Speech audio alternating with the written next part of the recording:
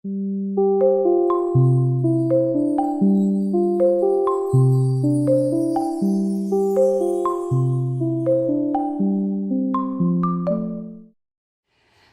v spodbudnem učnem okolju, dobro. Otrok je v tem okolju, on bere iz tega okolja, on bere pa čeprav ne zna brati, ne. Vse ga nagovarja tista ura, ga nagovarja recimo ventil pri grelcu, če je prav mizerno okolje, ampak naše okolje v vrtcu je že bogato, vsak naš vrtec je bogato opremljen, ima stvari, ki otroke pritegnejo, so primerne za njihovo starost. Torej, če mi imamo metode in zagotovo metode so na tak način, glavna metoda je igra in naš jezik postane lahko metoda dela, metoda in učno sredstvo hkrati. Mi imamo te dve močni stvari in naše metode so primerne za to starostno stopnjo. In če mi poznamo vse, kar smo videli prej, da se ne bom recimo spuščala v podrobnosti, kar imate tudi vi vašo kilometrino, se pravi, da poznate, ampak od časa do časa se treba po mojem zaustaviti na pomen igre, ker kar mene zelo žuli, da imamo vsi to predstavo, da moramo biti nujno storilnostno naravnane, da nekomu pokažemo, da imamo ročno delo, to pa ono pa tretje. Čakaj malo. Vse, kar mi delamo, da smo kot ena živa delavnica, ampak naš namen, da delamo, da otrok v svoji aktivnosti pridobi jezikovne veščine, ki drugače jih ne bi. O, kako lepo režeš, o, tisti papir pa prosim vrži v koša, ne? In če uspeš ti s temi odnosi ustvariti majhne skupine tam, kjer se da, vi ste naredili že 50% vašega dela in to na začetku bo izgledalo malo hrupno, ampak če ti interesne skupine ali starostne skupine uspeš zainteresirati s tisto temo, ki delaš, ampak prilagojeno za tisto razvojno stopnjo, ki ni nujno, da je za 3-letne, vse za 3-letne. Zna biti, da kakšen 4-letni bo šel tja. Moraš dopustiti, da gre tja. Ampak, da paziš tudi, da ti si partner v teh dejavnostih. Ko pa je treba, si učitelj, ti moraš iti noter in ven iz te vloge, ne? Ti se skozi si učitelj ves čas, vendar od časa do časa si tudi njihov partner. In da jim ne težimo, recimo, je kakor, da ti bi pil vodo in da te nekdo prekine. Oni, ko imajo prosto igro in prosto zaposlitev, če se tista trojica tam igra v italijanščini, ti jih lahko prekineš, ampak si nekaj porušil. Si prav nekaj čustvenega porušil, ker zato ste slišali, kaj je rekla prej ona, da so šli, da so se utišali, ampak še vedno so igrali v italijanščini, ne? Smo naredili medvedjo uslugo tistim otrokom, če naredimo tako, po mojem. Mi moramo dati vedeti, da vemo, da njim paše tako. Ampak veste, ne vem, kaj me povabite, lahko pridem na čaj k vam, recimo, da se grejo družinske, ne vem kaj, ali da kuhajo, ali ne vem kaj, če so deklice. In včasih se uspeš tudi vpeljati v njihovo dejavnost, ali pa ko te pokličejo. Imaš veliko možnosti, samo ti si jih moraš malo zamisliti in zabeležiti. S tisto skupino boš delal tako in vsak ima svojo skupino in jo že vidite, kje se da in kaj se da, ne? Torej, absolutno otroci ne smejo imeti občutka negotovosti in včasih lahko vpletete tiste bolj uspešne, ker delo v skupini je prav to, da uspešni otroke vključiš, recimo, ampak oni ne vedo, da si jih vključil zaradi tega, recimo, ne. Tiste jezikovno uspešne, jezikovno bolj aktivne otroke, ne, da jih vključiš, ampak ne v ta namen, da se oni prilagodijo oni skupini, ampak čuj, kaj lahko popaziš, ker zdaj učiteljica Sara je tle, ti kaj bi lahko popazil in mi dal to, kar potrebujem, povedal, kaj jim daš, ker oni ne razumejo, recimo, ne. Oni so ponosni, da ti pomagajo, so zelo ponosni.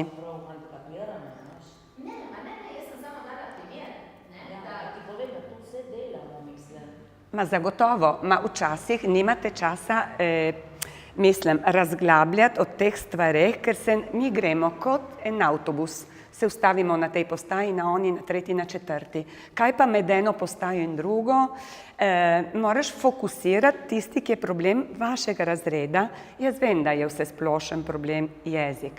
Vendar, če za njih bo zabavno, boste videli, v 3. letniku so uspešni. Če ne drugo, recimo, če tisti imajo razvojne težavice, ukrepaš na tak način, da poveš staršem, glejte, zna biti tudi, da med tolikimi otroki eni niso prav, ne gre vse, mislim, 100%. Nekateri otroci ne bodo uspešni, bodo komaj shajali. Ampak recimo na 5 otrok, ki mi gre ven, jaz imam enega, ki ni tako uspešen. Ampak ker se z njo pogovarjajo izključno po italijansko. In starši, ko pridejo med vrati, če se pogovarjajo z njo po italijansko, pa so Slovenci, dajo vedeti njihov odnos do slovenskega jezika. Ker če v slovenskem vrtcu nagovoriš otroka v italijanščini, pomeni, da ti je jezik, je malomarnost to po eni strani, ker ti otroka pač si prepričan, ampak mislim, morda čustveno ali obratno. Recimo, je treba biti iskreni do otrok. Jih ne smeš siliti v neko stvar, če potem ti nisi prepričan, po mojem. Če so prepričani, je treba, bi rekla tako, to sem prepričana, da vsi delate v najboljšem slogu, vendar za ene stvari se treba zamisliti, ne? Torej, če sem rekla, da je prej igra otrokova osrednja dejavnost, to je logično. Če vprašaš otroka, zakaj prideš v vrtec, ker se bom igral. In s kom bi se rad igral? Naprimer, ko zjutraj ti kapljajo, jih ni 10 naenkrat. Vsaj pri meni pridejo tisti, ki imajo brate in sestre v šoli, ne? In jaz vsako jutro vprašam, kaj bi ti rad igral, ali on te nagovarja, ne? In ti reče, čuj, kaj bi lahko vzel uno barko, ki sem, jaz tudi dam na voljo, da vidim takoj, kje se bodo, ker pričakujem tiste otroke in že vem, kateri so tisti interesi. Če ne zjutraj, je prosta zaposlitev. Prosta zaposlitev, seveda, ne, da bo halo v igralnici, ne? Ampak se zaposlijo in jaz sem tam na razpolago, da se z njimi pogovarjam, če je potrebno se vključim. In zjutraj, na primer, jim rečem, a kaj bi mi skuhali, prosim, malo čaja, in mi prinesejo čaj. Kaj pa imate še malo sladkorja, kaj pa imate še kaj peciva, in vse te stvari dodajam. In tako naprej. In imam, recimo, pri najmlajših enega italijanskega otroka, ki je odličnjak v slovenščini, to je 2. leto, je res, tako kako smo ga pustili junija, in sta bila 2 meseca vmes, ne, ker za nekatere 2 meseca pomeni molk.